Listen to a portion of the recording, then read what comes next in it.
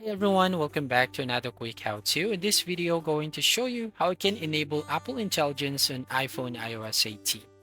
First up, go to your settings, and then once you open your settings, go to the general and find software update. Here, make sure that you updated your iPhone on the latest iOS version. Once you've done updating your iOS device, you just need to go back here on the settings and we just need to find option here. So in this case, we're going to find the option which says screen time. Here in screen time settings, scroll down and tap on content and privacy restrictions and then enable it.